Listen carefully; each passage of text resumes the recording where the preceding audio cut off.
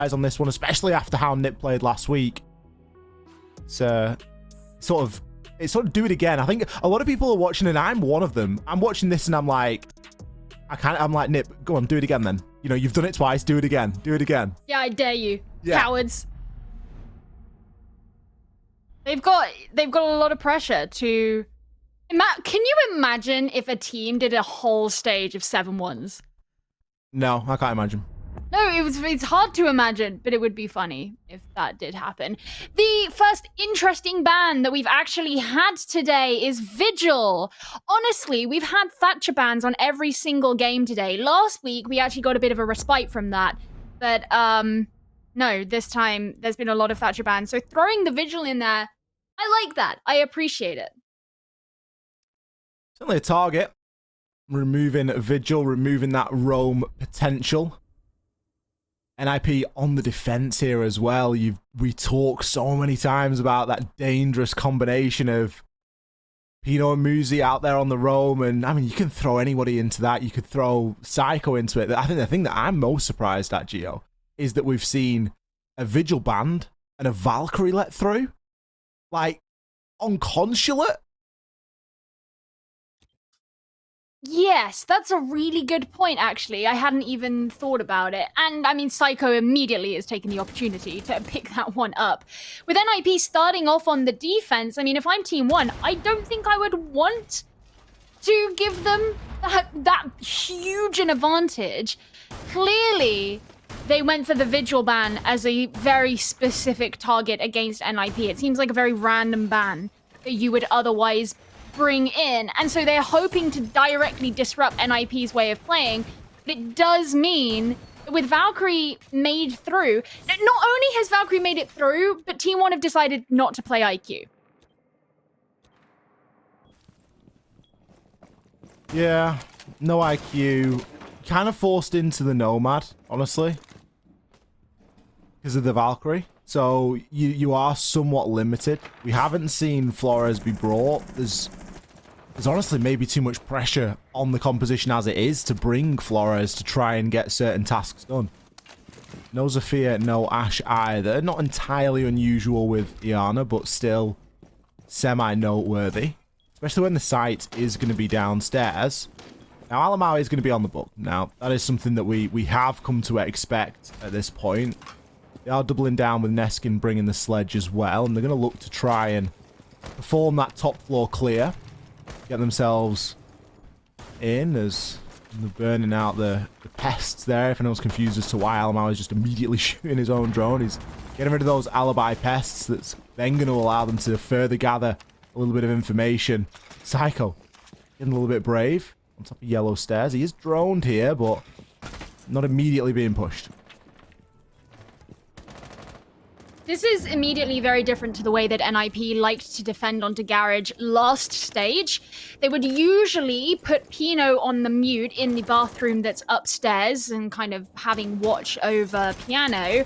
They would have players placed downstairs and play, I mean, kind of passively. Like maybe Muzi would be out and about somewhere, but other than that, there'd be a lot of presence downstairs.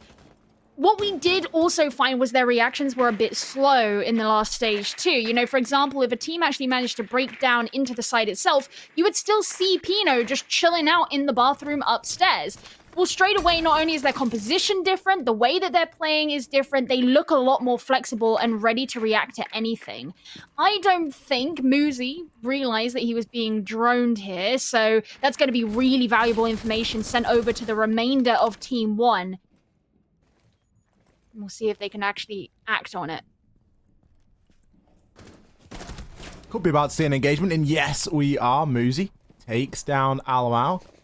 Nobody immediately in position to trade that one off. Muzi hasn't got a lot of health. He's only going to be a couple of bullets, but the danger is him finding a second here as well and really doubling down. Now, Levy still has all 3 air jabs. At this point, with 35 seconds left, why? Why are all 3 air jabs still alive? That happens. Honestly, unforgivable at this point. Muzi has been given a freebie. No air jabs placed. Julio is able to keep a hold of the garage door. People are going to push on in, and honestly, everyone is going to die. C4 comes on through from Muzi, so that's now 2 kills that he's been able to find post flank. KDS, he's going to be in the 1 versus 5. 7 seconds left. The diffuser cold on the ground at the front of white van. Rinse and repeat stuff here for NIP. Carrying on as they started last week. Nice little flawless round to kick them off. Honestly, it's really disappointing that Team 1 had as much information on Muzi as they did. It was not 1, but 2 drones that they had over towards Visa and the top of Visa stairs, and still nothing was acted upon. If they knew that Muzi was going down the Visa stairs or the server stairs or whatever you want to call them, down into the basement, you could have easily set up a flank. Easily is obviously a certain choice of words. It's not necessarily easy, but the point is you had the information that would have been able to guide you for something like that. And it seemed that none of that was actually acted upon. Now, sure, maybe there would have been things in the comms saying, okay, Muzi's going down here. We know that this area is open. But if you're not gaining impactful kills off of the back of the information you're using, you are still no closer to winning the round. And all we saw in that round was Team 1 getting chipped off and off and off further and further. Now, look at this. One of my complaints from the first round was that they had allowed Psycho to play Valkyrie without bringing an IQ to go up against it. Alamau straight up has decided to switch off of Buck and go for the IQ. And I think they realize simply how important it is to target the information that NIP have for themselves. It really is going to force them into that information gathering part of the round a little bit more. Psycho is going to be able to place those black eye cameras out there. It's going to assist as well, obviously, in dealing with things like the Wamai magnets and pests from Muzi. It isn't a bad thing to bring an IQ. It's just not always necessary. But when there are so many options for outside cameras here on Consulate, let alone thinking about inside possibilities as well, it can make it very difficult to start to keep a track of them. And that's kind of sometimes where you'll see teams that'll just go, you know what, we're just not going to run the IQ. We're just going to try and search them out and take our chances. But obviously, in this case, Team 1, you can't just take your chances against the current world champions. They need to have a plan to deal with all this information that is currently available. Flash going to be causing some problems in the early part of the round as well, as Neskin's on the rappel, but can't really do anything with it. Neskin, nice C4 from Pino. I was going to say Neskin was the first player of Team 1 to take a hefty amount of damage in the last round, and the same goes for this one. Pino trying to get rid of this drone, which he eventually does do, and Almaun's going to have to back off while he opens up the yellow window. Pino knows where he is, and that's why Levy is positioned exactly where he is too, to try and trap him in that space. But it looks like Almaun's going to be taking a bit of damage as he goes up against Kamikaze, who will swiftly be removed off of the map. Pino too, and finally Team 1 have a foothold. But the question is, for how long? An equal 2 versus 2. Still a lot of time remaining. The diffuser cold. C4 that was pre-placed has now been used. Muzi does still have his. He's getting a lot of damage dealt to him, though. There's long-range engagement here by Levy. Ooh, unfortunate stuff for Levy. Goes for a cross and will be taken on out. Now, KDS has recovered the kit. Default camera is still being up. Not very helpful at this point, but he will be eventually able to take it out. Nade goes through. Not going to deal any damage as Muzi is forced to play this relatively safely as he isn't on a lot of health. He probably should be the one to go and challenge first. Psycho going to aggress on up as well. KDS instantly going to swing and find himself one. Can he land his shots on Psycho? Thinks about drawing for the pistol, but thinks better of it. Just gets caught between a rock and a hard place. Do I reload or do I change weapon? It's all too late. Psycho, he's going to swing you. He isn't giving you the time to think. No, that was a very pressurizing situation at the end. And even though Team 1 got the plant down, of course, NIP can defuse it with plenty of time remaining. What I will say, though, is that is one step closer to actually taking a round for yourself. So, grats for Team 1. And to be honest, they did play a lot better there. The way that they tried to take the attentions of certain players of NIP in order to facilitate their push, I thought that was good. They trapped Pino in a very specific position and were very quick to take him down once the opportunity arose. Kamikaze was gotten rid of very quickly too, and he was another player on the Clash who was kind of being distracted. It was like when you hold a little shiny thing in front of a cat and you can sneak past without the cat knowing. It's that kind of thing, right? So Team One were pretty methodical in the way that they did that, and even though the final engagement came down to being quite scrappy and pressurizing, that doesn't necessarily reflect on the round as a whole.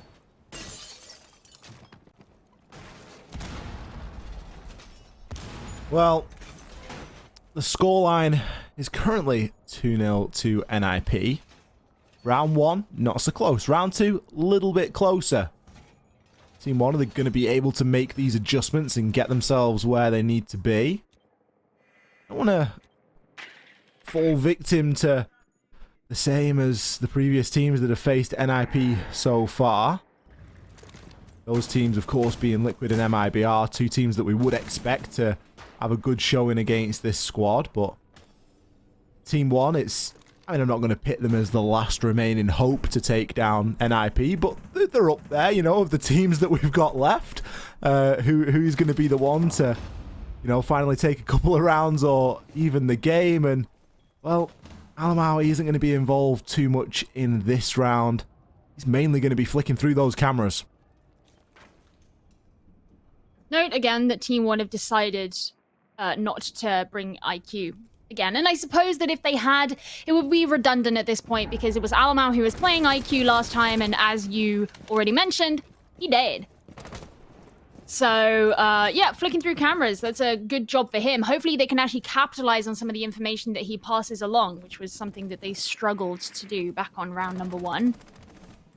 NIP defending the middle floor site of lobby and press. Nice black eye camera that hasn't been spotted, and this could just entirely facilitate some kind of jump out, some kind of projectile throw, whatever it may be. NIP know exactly where these players from Team 1 are outside of the building. Oh, Pino. He's going to be able to take down Levy. Again. Another C4 going to be ripped on here, but ADS is just going to be the other side of that wall on the white stairs where it is relatively safe. So much intel still available, and you might question why the outside cameras, why not the inside cameras, why aren't the cameras on the site? Well, people spend a lot of time on the rappel on Consulate, and they spend a lot of time establishing that push from the outside. Now, being able to gather that information and then having an almost ungodly amount of map knowledge allows you to throw C4s. It allows you to be able to challenge aggressively, know where players are going to come in from, and it's like NIP are just one step ahead all the time. So really, Team 1 coming at this from the back foot yet again. 40 seconds left remain.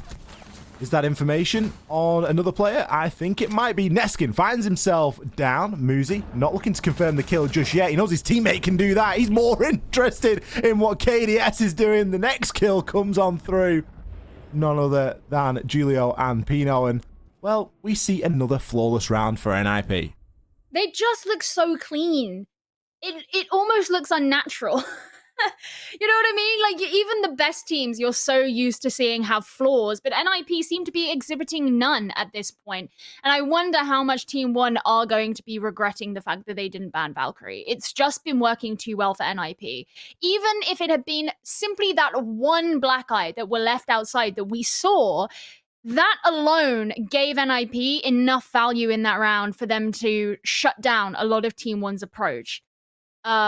So it's really painful as well, and Team 1 are sticking to their guns with not going back to IQ. At this point, it looks like they've only decided to play IQ when they're going up on the top floor. And I understand why they would want to bring Buck. You need the soft destruction when attacking onto this site. Alamau is a specialist Buck player, so likely not going to be playing Sledge over Buck if there is the option. And KDS can bring along nades. Neskin's going to be on Sledge himself, so he gets nades. So entirely, you kind of fulfill what it is that Team 1 feel comfortable in doing. It just means that there is this one threat that you're not typically used to playing against on Consulate because of how normal it is for her to be banned out, that is suddenly there, always in the background, and you're not directly looking to target it. Well, Team One have found at least one of the cameras this time. It does still remain for the time being, but it did get pinged out on the drone and will now be removed. It still gives Psycho a little bit of information. And honestly, I wouldn't be surprised to see him still try and make something of what he knows. Team One are clearly on the back foot here. Maybe not just mentally, but also actually getting themselves into the game. We've still got 2 players on no kills and, well, only 4 kills on the entire team. We're into round 4 now, so you need to be getting a little bit more than that under your belt. Obviously, other contributions are necessary, but they've not even killed the entire team yet of NIP. They don't even have 5 kills between them, so that's where the problem really starts to hit home. That's just painful, isn't it? It's bad, isn't it? I didn't even think about it. I didn't even look at it like that. Not even 5 kills between them, and this is the team that really impressed everybody the most. And I say the most because it's a relatively new team. You know, people didn't necessarily expect them to do as well as they did last stage, nor in SI, whereas you look at teams like Liquid, NIP, MIBR, even though they did very well, you still have a certain level of expectation about that. Team One didn't. And yet they just showed up so much in the last stage and at SI. And you put them in this environment, and they have 4 kills combined. It's just got to be partly the mental game of going up against NIP. Like, NIP, they've had the opening kill in every single round. I think Almau's been the opening death in at least 2 of those. As he falls again now, Pino's just popping off. Kamikaze hasn't got a kill, but he's not even needed to. I'm not even sure if Kamikaze has seen anybody. I'm going to be honest with you. That guy isn't even getting into the gunfights because everything is happening. He saw Alamau when he was on Clash. That was it. Okay, so does that count? Has he had the opportunity to kill someone? No. Pino, he is going to be doing his usual. He's picks up 2 kills at the opening portion of this round, and well, he doesn't show any signs of slowing down. Now going to use his C4 to open up some vertical angles and give himself a little bit of a better line of sight. Muzi, another player that has been very effective, particularly in these lurking positions. Looking dangerous. A flawless round is halted as KDS will take down Muzi. Neskin still upstairs in piano. KDS now going to be holding Pino, and he doesn't miss those. Triple kill for the round. Neskin looking to push down yellow stairs aggressively, but he's got too many players to try and deal with. Julio, he picks up that final frag. Pino still hasn't been shut down, and NIP continue their fine form. I just want to note as well, it sort of goes back to something that I mentioned in round number 1, but when you're attacking onto that site, it's very important to be opening up the floor of piano. And we saw it a little bit in that round. And the thing that we are noticing with Team One, I think, in that kind of endeavor is that the way that NIP have set up the bathroom is very different to the way that they did it last stage. Last stage, they would reinforce it a lot. They'd really bunker down in it. This stage, they're leaving it soft, and they're having kind of the foothold shot out. But we did just see in that round that they are big enough for someone to crawl through. Now, the reason that this is relevant is I think it's having a really detrimental effect on Team One's ability to get into piano and actually starting to open up the floor. When we saw Neskin opening up the floor in that last round, there were 13 seconds left of the round. That is a ridiculous point on the clock to actually be opening up the floor. Maybe you'll be able to get a pick if you're lucky, maybe, but it's not really going to have a substantial effect on the rest of the round. It should be much, much sooner within the round that you are actually getting that done. And I think the way that NIP have set up upstairs is really contributing towards that. Yeah, I would agree. It's very difficult to start to get anything happening when you're going up against such a man deficit every single time. I think we've just got a couple of players that are going to be resetting their PCs at the moment. It's, I think, Psycho and Kamikaze. Got something that they need to reset for, so hence the break and the player cams that you get to see live from Brazil. We get to see players. Nice addition to this stage, should I say, of the BR6. Gives a little bit more of that behind the scenes. A lot of these teams playing from team houses as well, so all in the same room, having that sort of pseudo LAN experience, if you will, playing shoulder to shoulder. And I mean, you get both edges of that. Don't forget, you know, you get the good times when it's good, and you get the ropey times when it ain't going so well. Team One certainly look a little bit more subdued than NIP. NIP fairly well relaxed inside of this game, currently sitting at 4-0. And well, after last week, they've kind of proved any of the doubters, and I mean, not that there were really proper doubts. It was almost just like you were saying, Gio, dares, you know. Yeah. And they've sort of taken everyone up on that. They go, yep, we'll do it. Don't worry. Yeah. They're certainly living up to it. I mean, it is too early to give any definitive idea of what's going to happen. And the other thing, especially in Siege, is at the turn of the half, you never know what's going to happen. And the one thing that we can look at is the fact that historically NIP have looked a little bit on some of their consulate attacks. That improved a lot during SI. I think they played...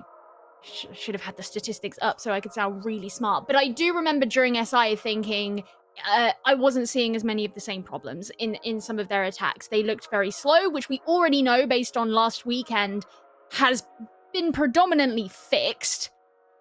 But some of their decision-making on consulate would be a bit strange.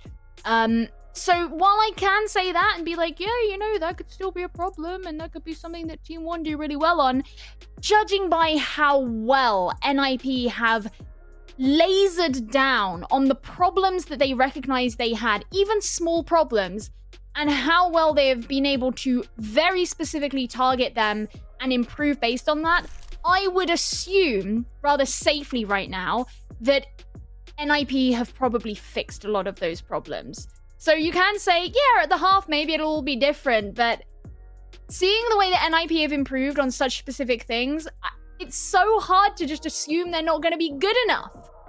It is. And it's very difficult because, as you say, if this was, you know, if we were at last stage, we'd be going into this now saying, well, you know, NIP, whilst they're up on the defense, they've got problems on the attack. Last week, they won 5 attacking rounds on Clubhouse against Liquid.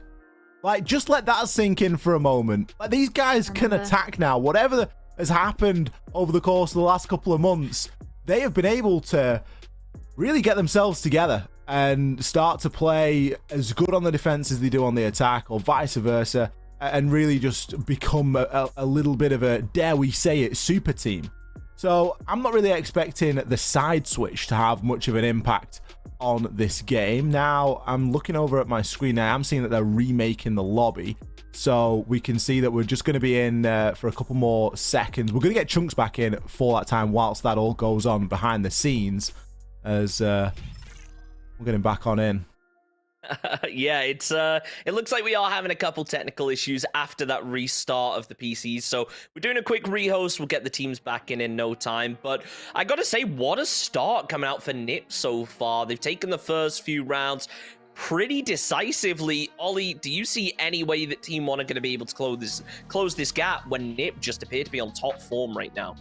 I mean, it's probably going to help when Team One go on the defense, not because NIP can't attack, but because they won't be able to bring Valkyrie.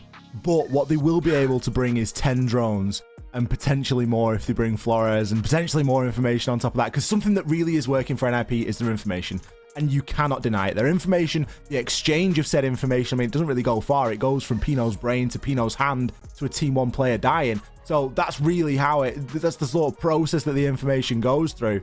But for me, there is a chance for Team One here. The break's probably going to do them a little bit of good, in all honesty. It gives them time to reset themselves. They're a capable team. At the moment, they're just trying to go, like, everyone's trying to go 1v5. And I kind of want everyone to just play as a team and just have your primary focuses. Take down Pino, take down Muzi. Then let's worry about the rest. Yeah, I think for Team One right now, it has to come down to working as a team, because the fragging power on the side of NIP right now is all in their favor. Team One, they have to work together. They have to be able to identify these players and get them back together. But I believe that the game is back underway, so you guys can get back into it, and we'll just see whether Team One are going to be able to close the gap. Thank you very much indeed, Chunks. We are back in business here. Jumping back in to Consulate. Scoreline of 4-0 to NIP.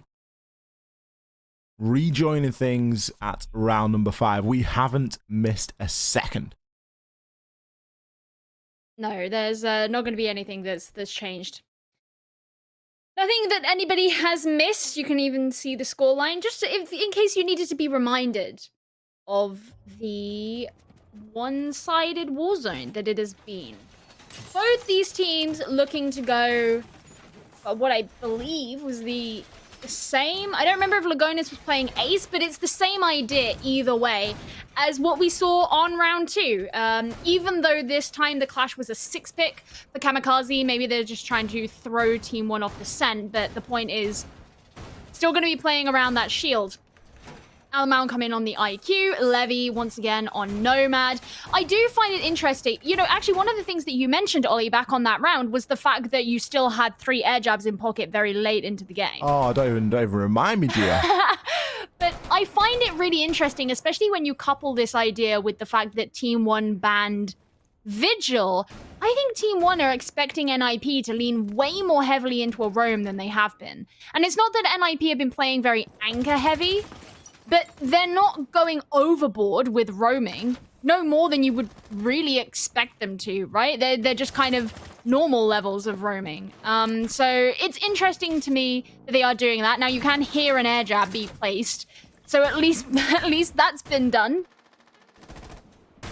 Yeah, I don't think that Levy will live that one down as when the VOD review really starts to take place and we see that he's still got 3. At least he's only got 2 now. Means he's used 1. So already, Team 1 making moves and making upgrades. Alamau still going to be searching out for those Valkyrie cameras. It's, I think the statistic, Gio, and this is a really random one. I think there's 40 trees outside of Consulate. 40? Did you count them? No, once I mentioned it on broadcast and someone replied on Reddit. So the post is there on Reddit somewhere. They did it in the subreddit. There is a ridiculous amount of trees. And that's just how many Valkyrie camera spots you've got to try and check. So even with the IQ and the scanner, it is still a task that can take so long. And especially when they're inside, because then you've spent all your time trying to find them outside.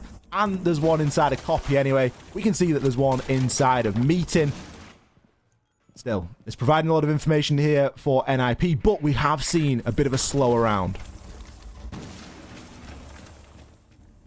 If there's anybody in chat who can verify the 40 trees thing, or someone who can post it on Reddit, that'd be great. Someone go load up a lobby right now and count the trees, because we can't do that for ourselves. Now, I am very happy to see that Team 1 have made their way into the building, present over towards Copy. Alamount, of course, still on Repel. That was something that did come to hurt him on one of the rounds when the Black Eyes outside hadn't been found out, but given that he's present on IQ, I would assume that that's not so much an issue here. He also played a lot on Repel back in round number 2, which is how he managed to... Oh, no. That's how he managed to get the relevant kill onto Kamikaze in a kind of face-off with him. Disappointing C4 there from Muzi is what my oNe was about, but I guess he's just going to run away and ignore it. Never happened, that. He doesn't know what we are talking about mentioning that C4. It just doesn't exist. 20 seconds left. 10 players alive. It's not going to be the easiest push with a clash being brought. Shields regularly relied upon by NIP to get the job done, but dealt with swiftly as the first order of business. As Alamau finds himself a couple of kills. Psycho, big C4 comes in. It's going to be shot out mid-air, but Muzi, he can't be stopped. He's found himself a good couple of rounds there. Stopped the plan from going down. A much scrappier round, but a round nonetheless. NIP. It once again comes down to a 1 versus 1 at the end. And even though it wasn't 1 necessarily, because no one died in that final engagement, it was still a reflection of what we saw in round 2. Except this time, the plant didn't even make it onto the ground. So that is a step back from how far they got in round 2. Now, I think we'll get to see it. So for those of you who are hungry for some cheeky Muzi replays, should get to have a look at that one again. But NIP are now one round away. 1 round off of map point. And Team 1 so far have failed to put anything on the board. Now, as we've spoken about before, that could change at the half. We have to keep our minds and our hearts open for it. Is your heart open, Ollie?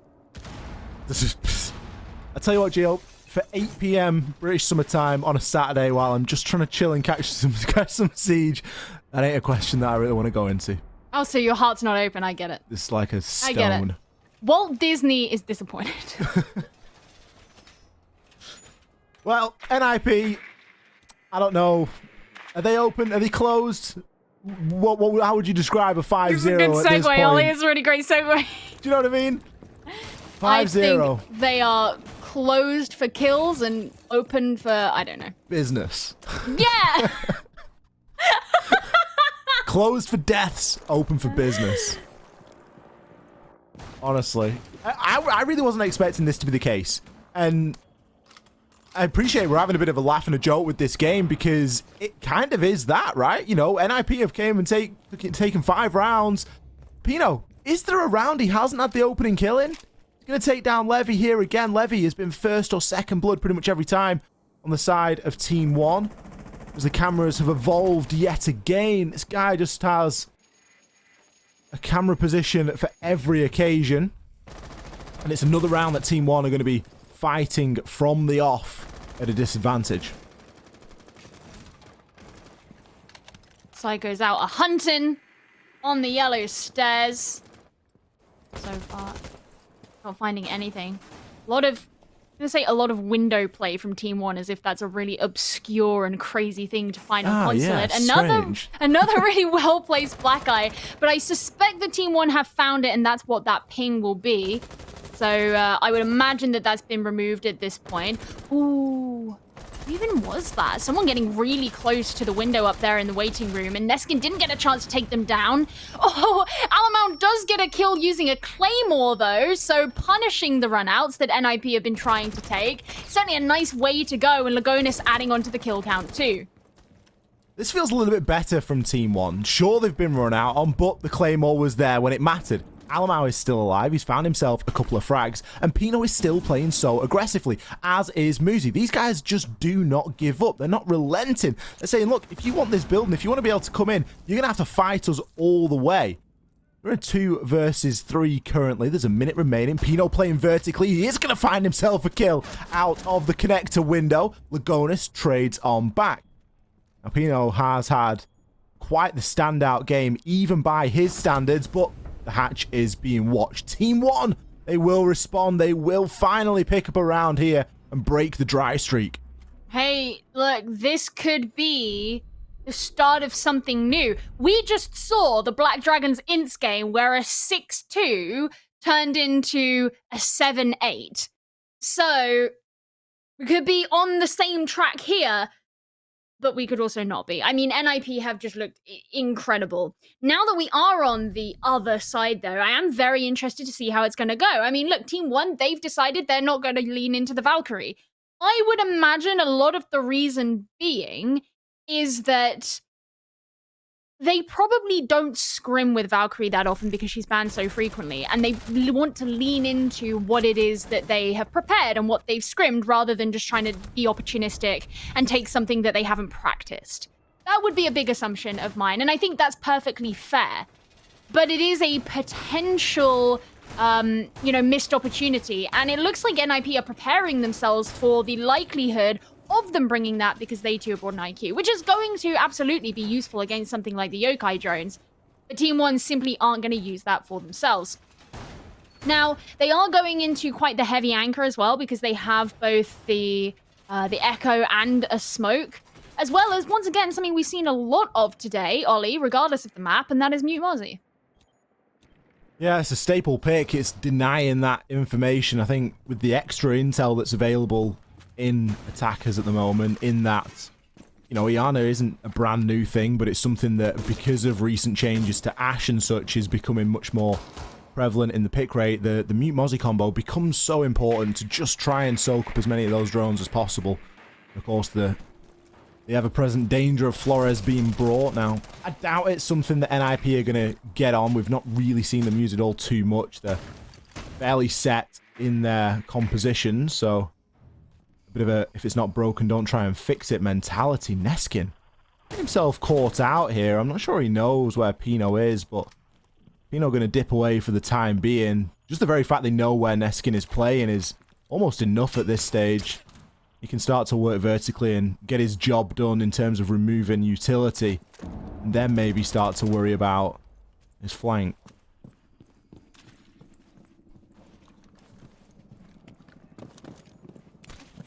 You know, going for a rotate on the outside, and it looks like a lot of Team 1 are moving back down into the basement, which is, of course, where the site is. Yokai drone being placed. Not quite placed yet. I think they're looking to see maybe there are any drones around, see if anyone's going to walk in. Well, Psycho was trying to. Levy got that kill pretty easily. Kind of strange for NIP to go for something so brazen and just waltz on through the door. Yeah, especially when they've got utility and means to not do that. Now, sure, Kamikaze has brought stuns instead of smoke grenades, so maybe a little bit of an oversight, because at this stage you would be looking for some sort of cover to try and make your way on into that garage. With Lagonis still alive as well, it does pose a little bit of a threat, and all of a sudden NIP are really being forced to fight back here.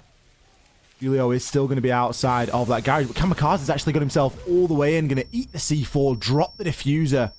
Leaves Julio in the clutch situation, finds himself one, still a full minute to play with. Gone are the days of NIP trying to execute with only 10 seconds left. Julio has a long time to try and make this happen here. A couple of drones out for him as well, but likely a Yokai drone that will be spotting him out. He's going to have to try and take these engagements. Going for a little bit of a bait here. No one really taking it for the time being. He pre-fires this. He might see some success. Does find the shot onto KDS. Can he whip over and finish Alamau as well? It would be a great 1 versus 3 for him if he did, but no, Alamau ducking and diving. The SMG-11, the gun that he is known to be exceptional with, delivers for him when it needed to. The streak of 7-1s is officially over for Ninjas in Pyjamas. They let everybody down. What a terrible way to start the stage. I know. Crazy. No, but it's great for Team 1 because they need to be clawing these rounds back. They got their first defensive round as a win. That's great. It sets a good precedent going forward. And they're going to be going to the split site for the first time in this whole game. Ninjas in Pyjamas didn't visit there when they were on when they were on defense, sorry. So new environment. And I guess it looks like Team 1 are going to be going for something fairly standard here. They've decided to 6-pick over to the Pulse so that they don't give away their intentions to Ninjas in Pyjamas in the operator pick phase. But it's very classic to see a Pulse be played because you'll place him downstairs, give over all the information as to the whereabouts of the attackers who are above you, and you also have a C4 too. Combine that with the C4s in the hands of Alamau and Neskin on the Muzi and Malusi as well, and that makes you quite a threat for anyone who is looking to push above. Now, of course, there is always the option to push down below, and we have seen a number of teams here in Brazil go for that option instead, even though it is the less favorable one that most attacking teams will go for. My question here is, NIP have played with such confidence so far in Stage 2, that are they going to be worried about the risks that are associated with pushing down below? Or are they going to try and just play this the standard way, even though they know that there's the risk of the projectiles? Well, time will tell which option we are going to see NIP go with. Muzi rocking the old G36C. If anyone's wondering why, it's because the R4C has been changed significantly enough that players are now favouring the G36, which, honestly, to my mind, is a great weapon. I love it on Iana. I think it's fantastic. And it, certainly no R4C of old, but it sort of plugs the gap a little bit that was left behind. Aside from that, it's kind of a little bit strange to see Ash being run. Muzi's maybe one of the few players at the moment, Gio, that's still playing on Ash, as opposed to, you think about other sort of entry roles and other Ash players. They've all sort of migrated away. Ooh, what an opening! He saw the ankles, and he just knew. Is that Kamikaze's first kill? No, it's his second kill. Okay. That was really nice, though. Lagonis getting aggressive in return, though, actually gets the trade onto Kamikaze. And Muzi going down, too. So that Ashe player no longer going to be in play. NIP weakened compared to Team 1 at this point, as Team 1 seemed to have no fear as they anticipate all of these entries coming in from Ninjas in Pyjamas. Did we big NIP up a little bit too much? Because at the minute, this round in particular, and sure, it obviously hasn't gone the way they were anticipating, but it isn't looking too hot from NIP. They've left themselves with a lot to do here. Alamar going to get caught out on the air jab. That's going to be a big sound cue, but the heads-up play from Pino. He knew exactly what Alamar was likely to do in that situation.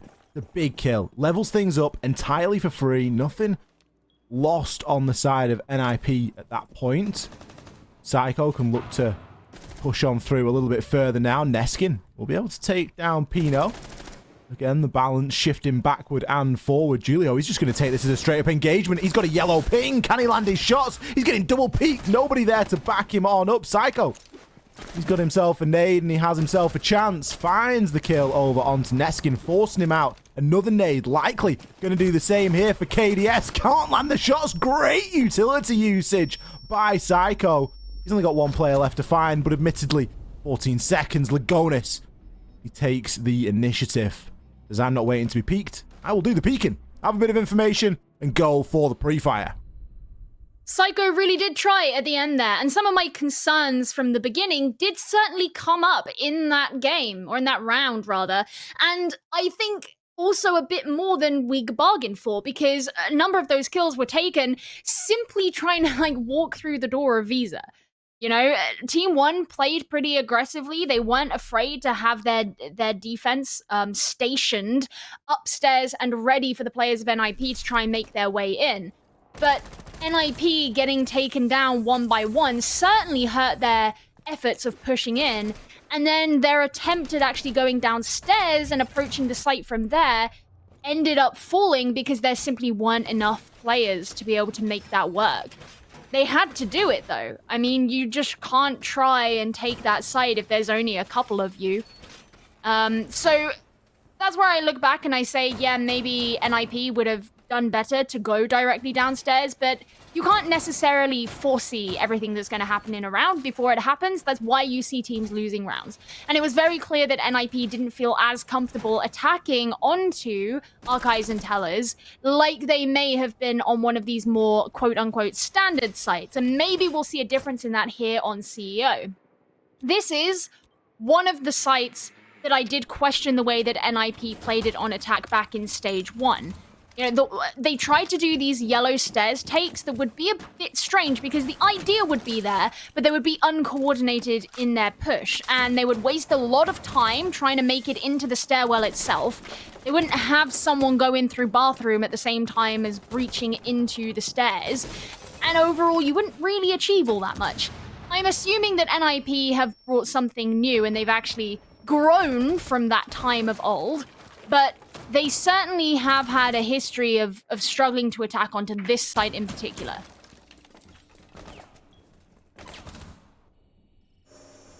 We'll see how Team 1 plan to make this difficult. We've got quite an extensive setup going on. We've got mirror windows and Evil Eyes being strategically positioned to face said mirror window. Obviously in an attempt to shoot off the Selma or whatever it might be. There's a laser gate on it as well. This is like most heavily protected mirror window in the world. Kamikaze's going to be inside of admin, and well, if nobody pushes in from this west side, that mirror window might go to nothing. I mean, I guess we'll find out what the fate of the mirror window is to be. Maybe you can get rid of a drone?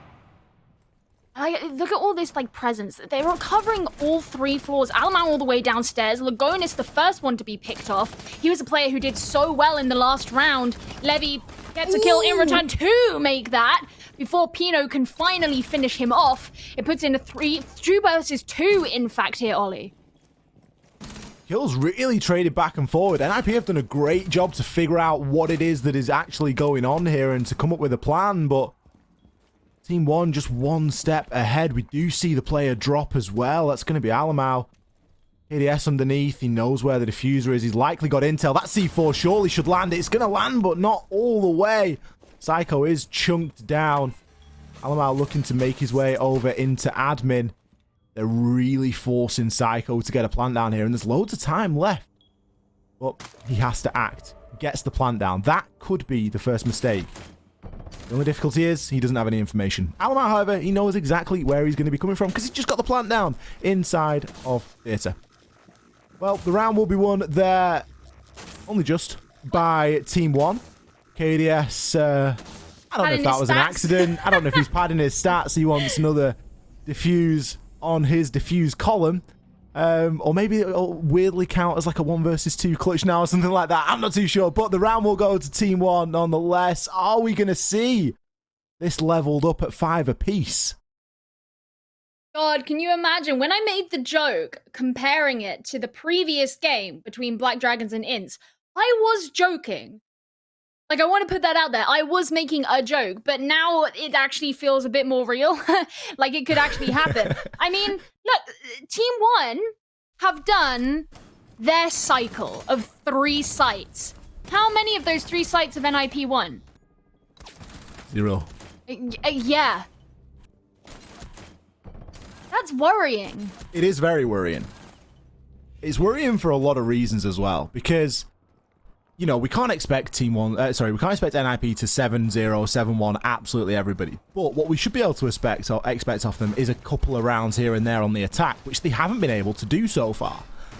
Now, what is going to be the difference maker inside of this round? Well, Psycho's brought Ying, so they're already grabbing at those sort of big disruption operators that they're going to try and bring and cause a little bit of a nuisance with.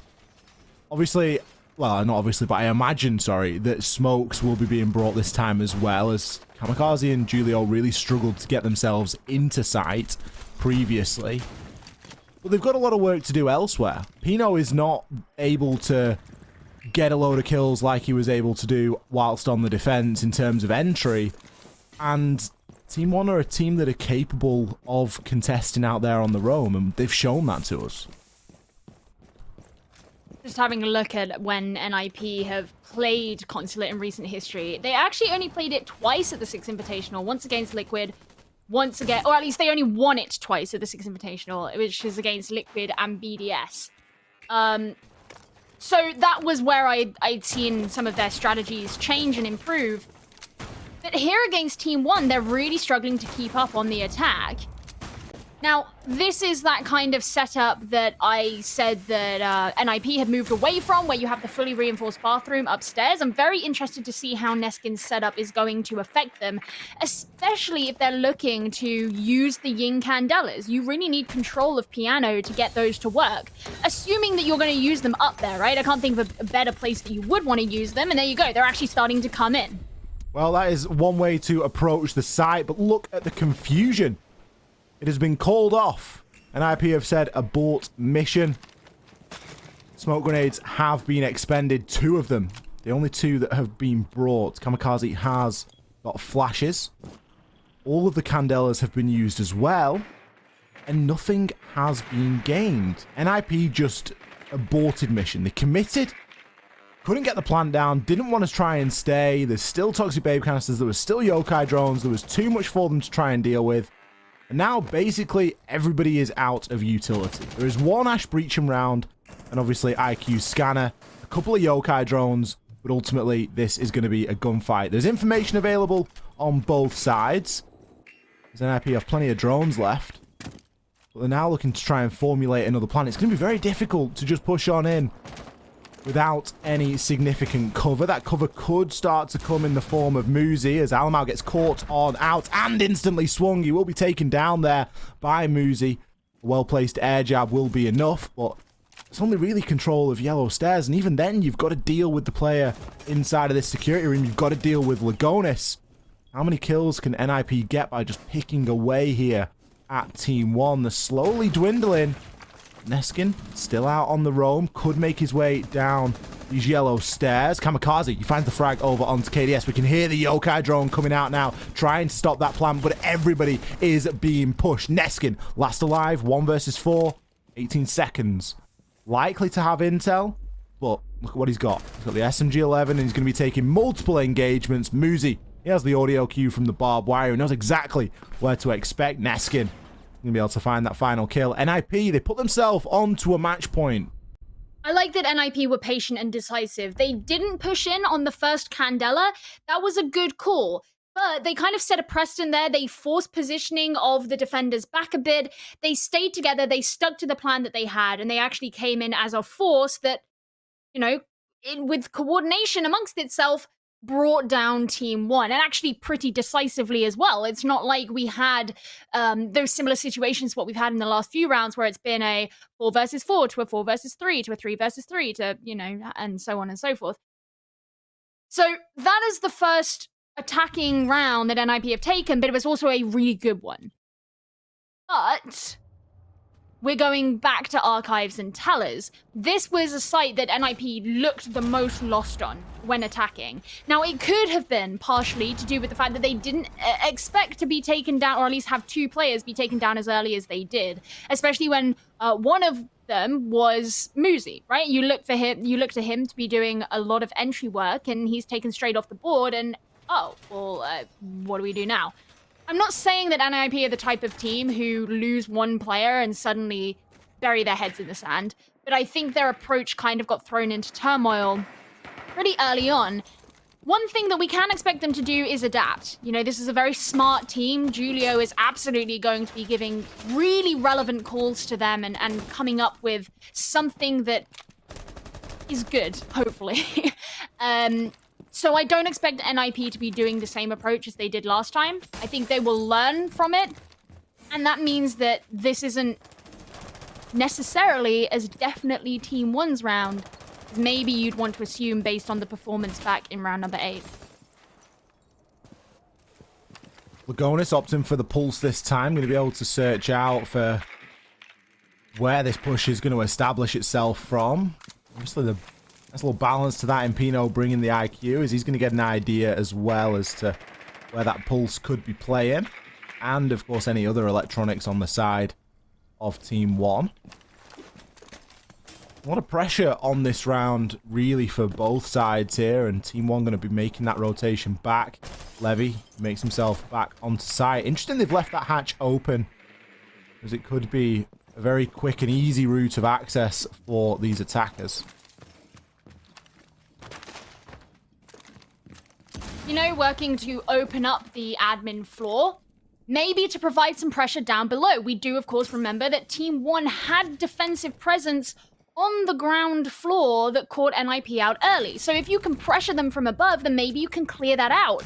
With Levy getting the first kill onto Julio, it doesn't look like it's necessarily going to be that way.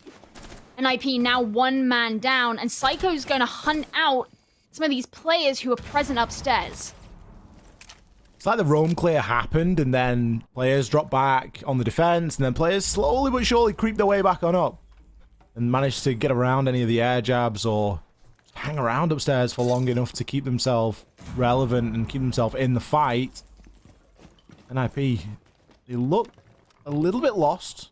They're still sort of very split in between what it is they're trying to achieve here, but Kamikaze, he knows exactly where he is, and he's going to be getting that plan down. Levy, he finds a kill over onto Psycho. There's a lot of confusion and a big distraction, and you wonder if that was exactly the plan all along, but even if it was never going to work out. Levy, he takes down Kamikaze.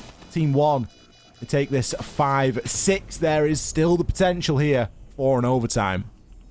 NIP weren't solid enough at being able to get rid of the roamers for Team 1. They had their approach, and it was an adaptation on what happened last time, but it of course didn't take into account the fact that Team 1 were making their own adaptations, and having a lot of upstairs presence was something that NIP went to try and deal with quite a decent way into the round. So you don't have a ton of time to try and get rid of those players. You've still got to try and go in for a plant. You know there are people below you. While the plant was being made, it just felt like people were falling left, right, and center surrounding it. And yeah, sure, you get a plant down. That's great. But if you don't win the round, it doesn't matter. You still lost the round. You don't gain anything from planting. So when you've just got one guy left at the end because everybody's gone down like flies around you, you know, what can you do? I'm probably going to be hitting a quick tech pause here, but we will... we have hit the quick tech pause, actually. We'll wait for full confirmation on that, but I think one of the players on the side of NIP having a little bit of trouble. I'm going to have to remake the lobby, but we will be back as soon as humanly possible. I'm not saying that the first break was the reason for this game and for Team 1 to get themselves back into it, Gio, but I'm also not saying that it wasn't. Team 1 seemed to do quite well after the previous break, the previous technical break that we had to have. So, yeah, bit of a strange one. We come at quite a important point in the game as well. 6-5 to NIP currently. Lot to play for in this next round. Yeah, NIP have one more chance to be able to take this in regulation. And considering how well they did on their first 2 play days, this feels like real hardship that they've had to face, right? This feels like the most difficult thing. And when we got to the end of the first half, and it looked as dominant as it did, it was almost a shame to see, knowing how hard Team 1 have worked, how well they've done over the last few months, and to see them kind of floundering against NIP and being made to look like not an equal, not a tier 1 team up against them, you know? And then now we're actually seeing where that comes in. Team 1 looks so much more comfortable against NIP. They are taking them in gunfights. They're not afraid to play against them. And I think that's a very important part of it as well, is they're not backing out in fear. They're not worried about what Pino and Muzi are going to do to them. I think that's something that, especially if you're a less experienced team or a slightly lower team, you probably would do. Let's see if NIP are able to get their act together. They started this game incredibly strong. It'd be a heartbreaking defeat if they were to lose it at this point, but for Team 1, it'd show such great fortitude. I saw Alamau posted on Twitter, he retweeted one of the NIP sort of organization posts the other night, and it was something along the lines of, and obviously this is translated via Twitter, so who knows what it really says, but it's usually, the gist is usually there. And it was a photo of Julio, and he just looked laser focused at his screen, like he was just like gaming, like ready to go. And Almar comments, was it like Kajeka though? It was worse. It was like a death stare into the screen. And Almar comments like saying something like not even God can win tomorrow against NIP. And I read it at the time last night, and I was like, "Oh, they sound really confident, like, you know, coming on into this game." And obviously, it's all in jest. And if you follow any of the Brazilian guys on Twitter, and I highly recommend you do, it's there usually is a lot of fun and a lot of sort of jokes flying around. They've really got a good sense of humor. But it was just made me laugh now to see us in this position where it's like Team 1 actually could still do this. They could take it to an overtime, and they could go the whole way. They could. And I guess, what is that? Does that mean Team 1 are more than God? Are they better than a god? Are they a hyper god? Not sure. A giga god? Not sure. Because if not even God can beat NIP. And obviously NIP could still win. They could still win in regulation. We don't even necessarily have to go into overtime. But Team 1 could also, you know? Well, let's see how it all shakes out. The break could be good. It does sort of ruin the momentum, especially when it's tech issues and things aren't working. You know, the guys on the side of NIP there, you can see them, and whilst Kamikaze's talking and saying a little bit, we can't see the mouths of a few of the other players, but it doesn't seem to be... It seems like stress that is on their faces, and it's likely stress of a technical issue. You know, they want to get in, they want to get playing, they want to get Psycho back in the lobby, and they're coming up against this obstacle, whatever it is, computer problem, or I don't know. So it does make it difficult in that regard, especially when you got Team 1 there ready and waiting to go, as it were. But one round and NIP would secure it. One round for Team 1, and we would have ourselves another overtime here. A lot rides on this next 4 or so minutes when we get into game. Just makes you wonder what way to expect it to go. I mean, I'm assuming they're going to be going to CEO because that's where they've been going for their third site on the defense. CEO was won by Team 1 when they came here in round number 9. But it was probably the closest of the first 3 rounds. There was a plant that was made. So, you know, there's hope for NIP. Finally back into game, though. I'm sure you guys will get to see very shortly about that. It doesn't look like you're going to CEO, though. Oh, garage. Garage and cafeteria. It makes a lot of sense, you know, especially when you think back to how we saw NIP attack this site previously. We saw NIP attempt to bring the Ying. All of the utility went in sort of one big lump, and they were left with not a lot. They were left with no significant pushing power. Now, this time we don't have the Ying. We do have the sledge. Psycho going to be looking to, no doubt, get upstairs and make an impact that way.